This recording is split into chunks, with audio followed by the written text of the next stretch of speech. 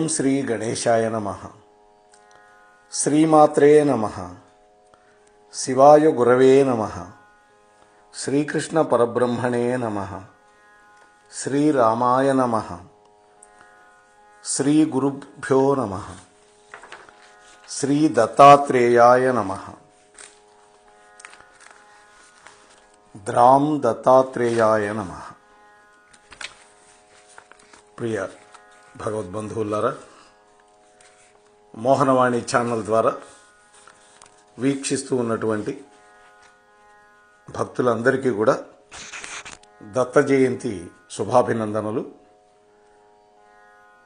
ఈ రోజున శ్రీ దత్త పురాణ అంతర్గతమైనటువంటి దత్తాత్రేయ వారి యొక్క దివ్య దర్శనం, వారి యొక్క అవతారం, వారి యొక్క రూపం, మూర్తి ఎలా సాక్షాత్కరించింది నైమిషారణ్యంలో ఉండేటువంటి శౌనకాది మహర్షులకి అనేటువంటి విషయాన్ని ఈరోజు దత్త జయంతి సందర్భంగా ఒక్కసారి మనం స్మరించుకుందాం. ధ్యానమూలం గురోర్మూర్తి, పూజామూలం గురోః పదం, మంత్రమూలం గురోర్వాక్యం, మోక్షమూలం గురోః కృపాగా. గురుబ్రహ్మా గురుర్విష్ణుః గురుర్దేవో మహేశ్వరః, గురు సాక్షాత్ పరం బ్రహ్మ, తస్మై శ్రీ గురవే నమః అని మనకి గురుధ్యానం.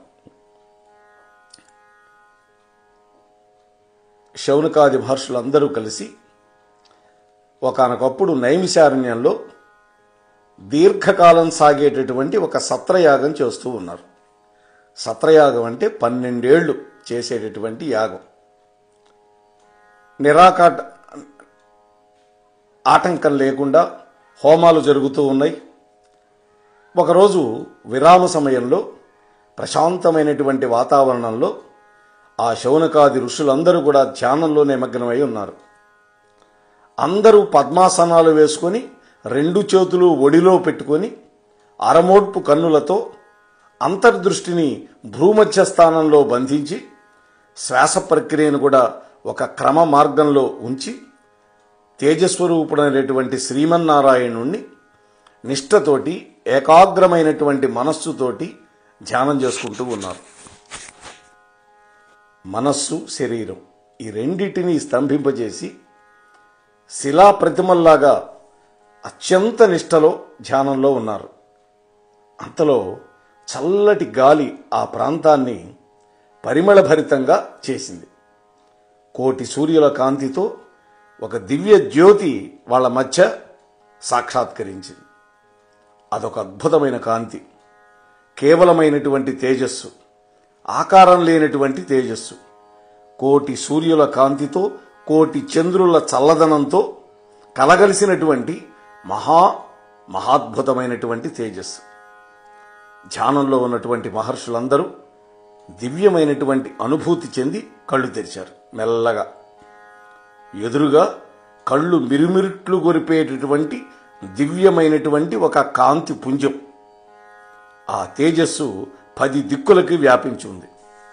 8 దిక్కులు అందరికీ తెలిసినవే. 10 దిక్కులు ఏంటంటే భూమి, ఆకాశం కలిపితే 10. మంగళవాద్యాలు మనోహరంగా వినిపిస్తూ ఉన్నాయి.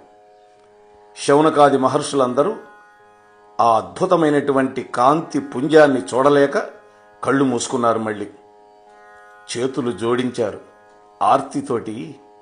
హే మహానుభావ, తేజస్వరూప, నువ్వు అనుగ్రహించి మా ఎదుట నిలిచినా కూడా నిన్ను మా యొక్క మాంసనేత్రాలతోటి దర్శించటానికి శక్తి లేకుండా ఉన్నాం.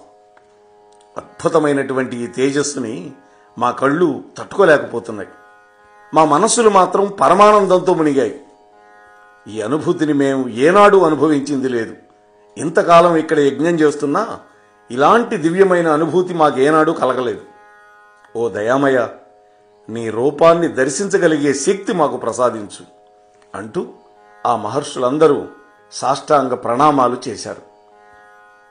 అప్పుడు ఆ తేజస్సు నుండి ఒక దివ్యమైనటువంటి వాణి వినపడింది.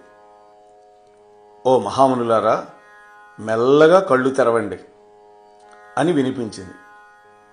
ఆ మహర్షులందరూ కూడా కళ్ళు తెరిచారు నెమ్మదిగా. అదే తేజస్వరూపం, ఎరుపు, నలుపు, తెలుపు ఈ 3 రంగులు కలగలిపినటువంటి ఒక కాంతి.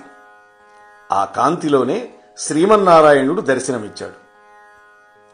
అత్రి, భృగువు, మరీచి మొదలైనటువంటి మహర్షులందరూ కూడా అక్కడ పరివేష్టించి ఉన్నారు.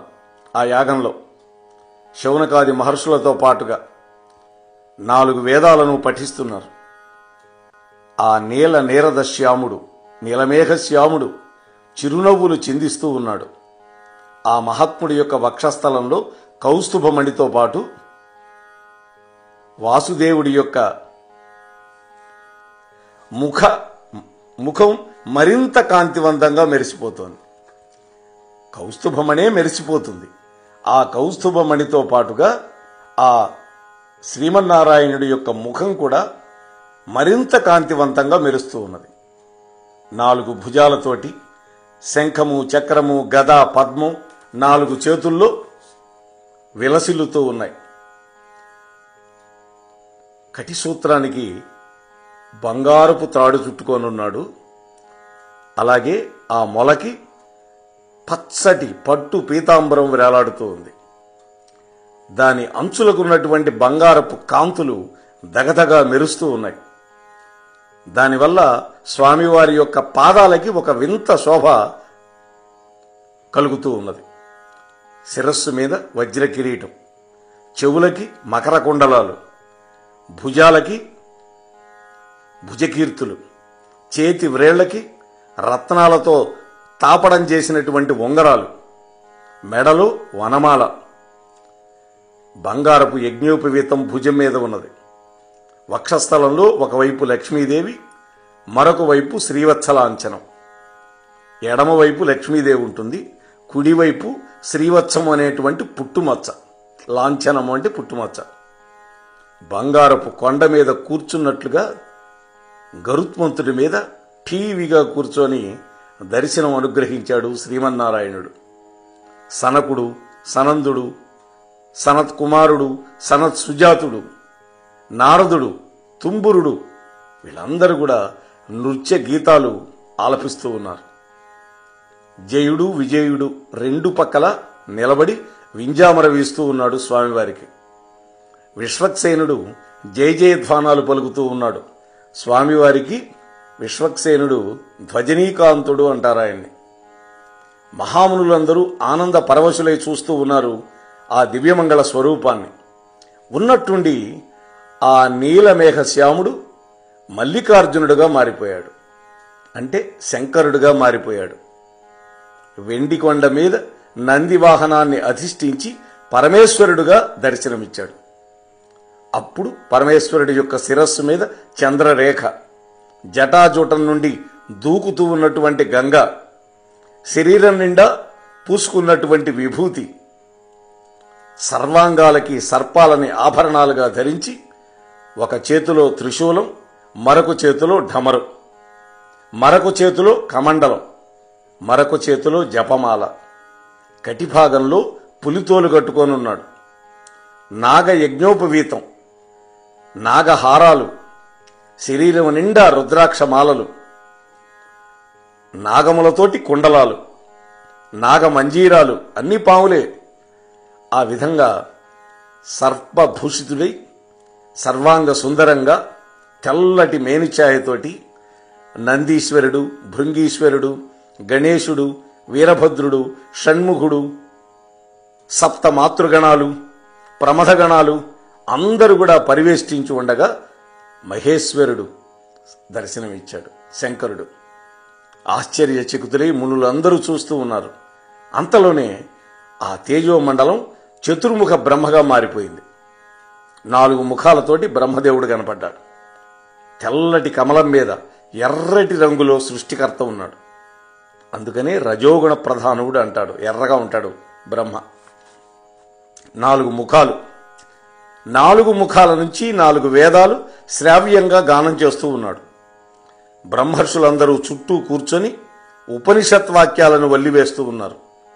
మలయ మారుతంలాగా వీణానాదం వినిపిస్తోంది. దివ్య మాలలు ధరించి అర్థనిమీలిత నేత్రుడై జపమాల తిప్పుకుంటూ ధ్యానం చేస్తూ బ్రహ్మదేవుడు దర్శనమిచ్చాడు. మొట్టమొదట శ్రీమన్నారాయణుడు కనపడ్డాడు. ఆ తర్వాత శంకరుడు కనపడ్డాడు. ఆ తరువాత బ్రహ్మదేవుడు కనపడ్డాడు. అంటే ఒకే రూపం 3 రూపాలుగా కనిపించింది. ఒక దివ్యమైన తేజస్సు. ఆ తేజస్సు 3 రకాలుగా కనిపించింది, 3 రంగుల్లో. చూడండి, తెలుపు రంగులో శివుడు, ఎరుపు రంగులో బ్రహ్మ, నీలపు రంగులో విష్ణుమూర్తి. ఈ విధంగా త్రిమూర్తులు కనపడ్డారు. ఒకళ్ళ తర్వాత ఒకళ్ళుగా దర్శనమిస్తూ ఉన్నారు. ఆశ్చర్యచకితులై మునులందరూ చూస్తూ ఉన్నారు. అంతలోకే ఆ తేజోమండలం అదృశ్యమైపోయింది. అంటే ఆ కాంతి పుంజం కాస్త త్రిమూర్తుల యొక్క కలయికగా మారిపోయింది. 3 రంగులు 3 మూర్తులు కలగలిసి కనిపిస్తూ ఉన్నాయి. ఇప్పుడు 6 చేతులు కనిపిస్తూ ఉన్నాయి. 6 చేతులు. ఒక చేతిలో శంఖం, చక్రం, ఇది విష్ణుమూర్తికి సంబంధించినవి.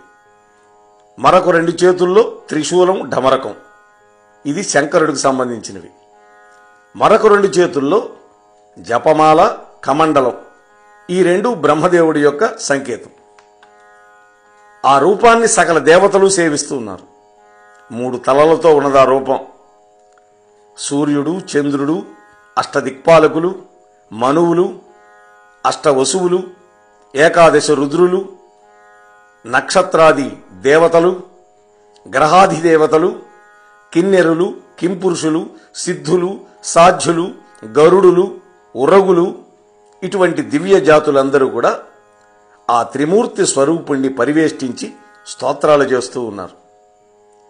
సప్త సముద్రాలు, సకల నదీ నదాలు, పర్వతాలు, సకల సృష్టి, సకల జీవరాశులు ఆ దివ్య స్వరూపంతో వీళ్ళకి కనిపించినాయి.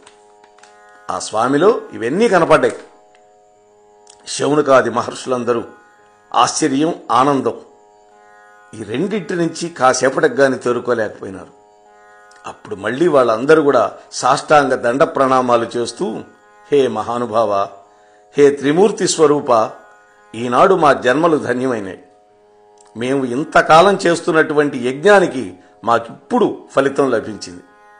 చరితార్థులమయ్యాం. మా జపాలు, మా తపస్సు, మా యజ్ఞం ఈనాడు ఫలించి నీ దివ్య దర్శనం మాకు దొరికింది. మహాయోగీశ్వరులు కూడా లభించనటువంటి దివ్య దర్శనాన్ని మాకు అనుగ్రహించావు. హే కరుణాస్వరూప, ధన్యులమయ్యాం.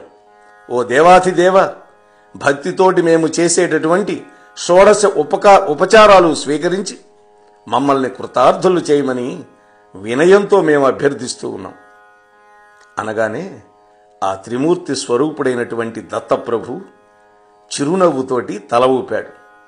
మునులందరూ స్వామివారిని పూజించి సేవించి స్తోత్రం చేస్తూ ఉన్నారు. వాళ్ళు ఏమని స్తోత్రం చేశారో చూడండి. హే చక్రాసి, హే గదాధర, హే శారంగధర, సకల కారణ కారణాతీత, అవక్ర పరాక్రమ, పురుషోత్తమ, సృష్టి స్థితి లయ కారకుడ, జగత్ క్రీడా వినోది, త్రిమూర్తి స్వరూప, నమో నమః. చితగ్ని స్వరూప, వేదాంతులు నిన్ను పరబ్రహ్మమని, సాంఖ్యులు నిన్ను పురుషోత్తముడు అని, యోగులు పరమాత్మవని, మీమాంసకులు ధర్మమని, విజ్ఞానులు శూన్యమని, చార్వాకులు పంచభూతాత్మకుడువని స్తోత్రం చేస్తూ ఉంటారు. వేదాలు నిన్ను విశ్వస్వరూపుడు అంటాయి. మళ్ళీ కాదంటున్నాయి. నీ స్వరూపాన్ని నిర్ణయించలేక వేదాలు కూడా నీరసపడిపోతున్నాయి. వాక్కులకి మనస్సుకి అగోచరమైనటువంటి ఓ తేజోమయ, నమో నమః. ఏ సాధనం లేకపోయినా నీకు అసాధ్యము అనేది లేనేలేదు. నిజానికి సాధ్యము నీవే, అసాధ్యము కూడా నీవే. వెలుగులకు వెలుగువి, సకల ప్రాణికోటికి జీవశక్తివి. సృష్టిలో నీవు కానిది, నీవు లేనిది ఏదీ లేదు. ఓ సకల వ్యాపక, ఓ ఆదిదేవ, దివ్యమైనటువంటి పీతాంబరాన్ని ధరించావు.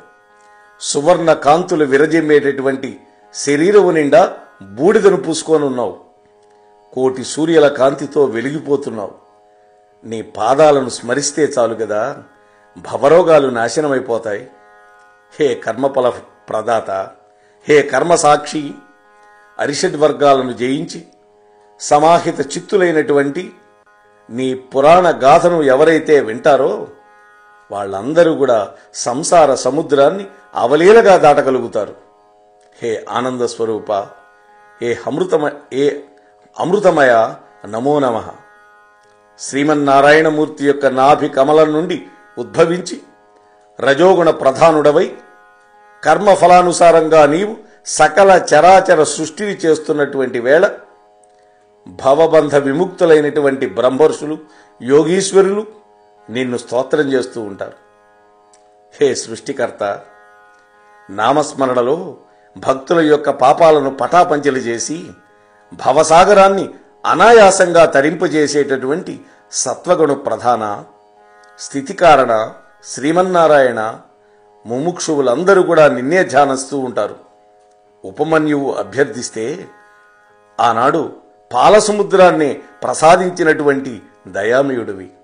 శంకర, తమోగుణ ప్రధానుడవై ప్రళయకాలంలో సకల సృష్టిని ఉపసంహరించేటటువంటి మహాకాల స్వరూప, భయంకర రుద్రస్వరూప, అభయంకర శంకర నమో నమః. నైమిశారణ్యవాసులు చేసినటువంటి ఈ అద్భుతమైనటువంటి స్తోత్రానికి త్రిమూర్త్యాత్మకుడైనటువంటి దత్తప్రభు సంతుష్టుడైనాడు. మునీశ్వరులారా, నా దర్శనంతో మీరు కృతార్థులైనారు, మీకేం కావాలో కోరుకోండి అన్నాడు. సృష్టి స్థితి లయకారకులైనటువంటి ఓ మహాత్మా, నీ దర్శన భాగ్యం వల్ల మేమంతా ధన్యులమయ్యాం. నీ విరాట్ స్వరూపాన్ని దర్శింపజేశావు. ఇంతకంటే మేము కోరుకోవలసిందేముంటుంది? అయినా అడగమన్నావు కాబట్టి అడుగుతున్నాం. ఇన్ని ఆకారాలలో మాకు కనిపించావు, వీటిలో నీ అసలైన స్వరూపం ఏది? నీ నివాసం ఎక్కడ? నీ జన్మ కర్మల వృత్తాంతం ఏమిటి? నువ్వు త్రిమూర్తులకు అతీతుడివని, పరాక్రమవంతుడని, మహిమోపేతుడివని మేం విన్నాం. ఇది నిజమా కాదా? మా అజ్ఞానాన్ని మన్నించి మా అనుమానాలన్నీ పటాపంచలు చేయి. నిశ్చలమైనటువంటి జ్ఞానాన్ని మాకు ప్రసాదించు, అవ్యయమైనటువంటి ఆనందాన్ని మాకు అందించు అన్నారు శౌనకాది ఋషులు. మునీశ్వరులారా, మీరు ఎన్నో జన్మల నుండి గొప్ప జపాలని, తపస్సులని, యజ్ఞాలని నియమనిష్టలతో ఆచరిస్తూ మీ జీవితాలు ధన్యం చేసుకున్నారు. అందుకు సంతోషపడి ఈ విధంగా మీకు దివ్య దర్శనాన్ని అనుగ్రహించారు. నా నామరూపాలు, జన్మ కర్మలు అడిగారు కదా, యోగోపదేశం చేయడానికి, సాధన సాగించడానికి, తగినటువంటి పుణ్యఫలం అందించడానికి నేను అత్రి మహర్షికి, అనసూయాదేవికి పుత్రుడుగా పుట్టి దత్తాత్రేయుడు అనేటువంటి పేరుతో సకల లోకాలలో సంచరిస్తూ ఉంటాను. ఇది ఒక దివ్యమైన అవతారం. ఇది యోగి అవతారం, అవధూత అవతారం. ఇంకా ఎన్నో జన్మలు, ఎన్నో రూపాలు, ఎన్నో నామాలు నాకున్నాయి. వాటిని చెప్పడం 1000 నోళ్లు కలిగినటువంటి ఆదిశేషుడు కూడా సాధ్యం కాదు. కానీ వీటిలో కొన్నింటిని వ్యాసుల వారి శిష్యుడైనటువంటి సూత మహర్షి చెప్పగలడు. గురువు యొక్క అనుగ్రహం వల్ల సకల పురాణాలు అతడికి కరతలా మలకాలు. ప్రవచనంలో కూడా గొప్ప నేర్పు కలిగినవాడు. అతడిని అడిగి నా జన్మలు, కర్మలు వివరంగా తెలుసుకోండి. ఈ యాగాన్ని పూర్తి చేసి సంపూర్ణమైనటువంటి ఫలితాన్ని పొందండి. ముమ్మూర్తుల నాకు అభిన్నుడైనటువంటి గురువు యొక్క సన్నిధిలో ప్రత్యక్ష పరోక్ష జ్ఞానాన్ని పొంది చివరికి పరమానంద స్వరూపులు కావాలి మీరంతా ఏక కంఠంతో చేసినటువంటి స్తోత్రం నన్ను పరమానంద భరితుణ్ణి చేసింది. ఈ స్తోత్రం భక్తి ముక్తి ప్రదాయకంగా, యోగసిద్ధిదాయకంగా విరాజిల్లుతుంది. భక్తి శ్రద్ధలతో ఈ స్తోత్రాన్ని పఠించినటువంటి వాళ్ళకి సకలమైనటువంటి అభీష్టాలు నెరవేరతాయి అని చెప్పి ఆ కాంతి పుంజం అదృశ్యమైపోయింది. శౌనకాది మహర్షులందరూ దివ్యానుభూతి పొంది ఆనంద పారవశ్యంతో మునిగి తేలుతూ ఉన్నారు.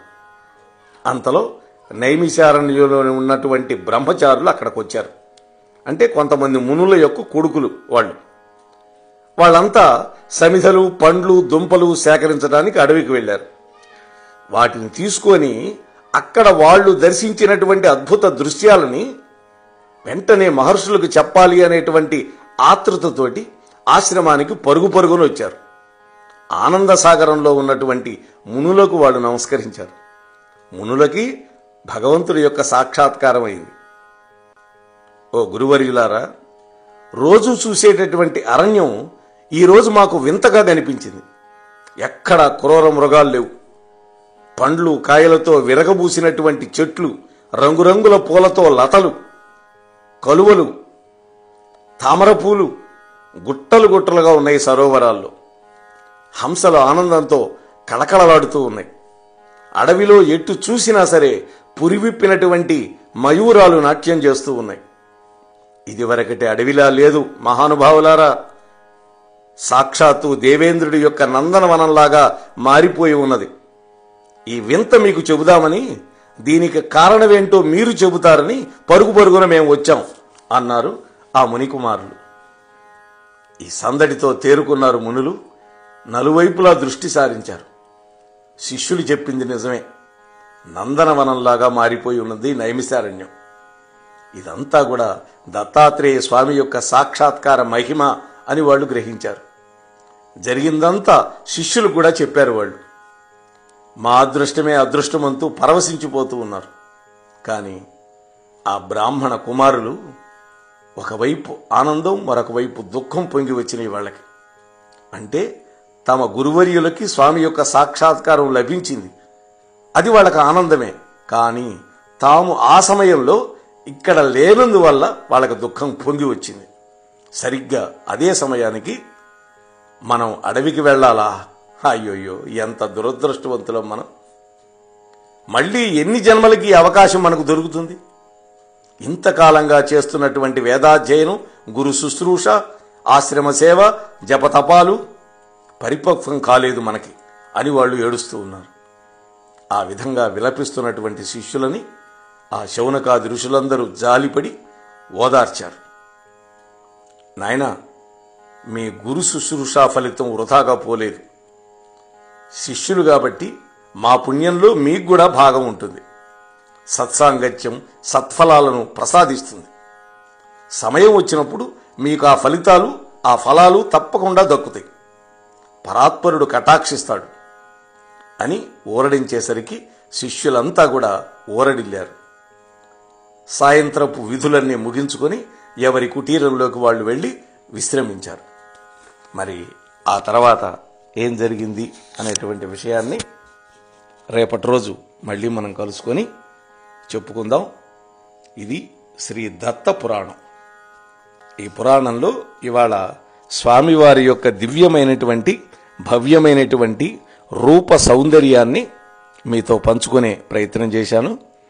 మోహనవాణి వీక్షకులందరూ కూడా చక్కగా ఆస్వాదించండి. ఇక నుంచి మనం ఈ దత్త పురాణాన్ని చెప్పుకునే ప్రయత్నం చేద్దాం. సబ్స్క్రైబ్ చేసుకునే వాళ్ళు ఎవరైనా ఇంకా మిగిలి ఉంటే దయచేసి ఈ ఛానల్కి సబ్స్క్రైబ్ చేయమండి. ఎందుకంటే ఎంతో కృషి చేసి ఎంతమందో మహాత్ముల దగ్గర విషయ సేకరణ చేసి ఛానల్లో పెడుతూ మనందరికీ కూడా చక్కటి అమృతాన్ని పంచుతున్నది ఈ ఛానల్. మరి ఛానల్ సక్రమంగా నడవాలంటే ఛానల్కి వీక్షకులు ఉండాలి, సబ్స్క్రైబర్లు ఉండాలి అని మీతో మరొక్కసారి నేను మనవి చేసుకుంటూ, ఈ పండగ వేళ దత్తాత్రేయం స్వామివారి యొక్క దివ్యమైన అనుగ్రహం మనందరి మీద వర్షించాలి అని మనసా వాచా కోరుకుంటూ ముగిస్తున్నాను. స్వస్తి. ఇంతవరకు మన ఛానల్కి ఎవరైనా సబ్స్క్రైబ్ చేసుకోకపోతే ఇప్పుడే ఈ క్షణమే సబ్స్క్రైబ్ చేసుకుని ఆ పక్క నుండి బెల్ బటన్ మ్రోగించి మమ్మల్ని ప్రోత్సహిస్తారని మనస్ఫూర్తిగా కోరుకుంటూ ధన్యవాదాలు.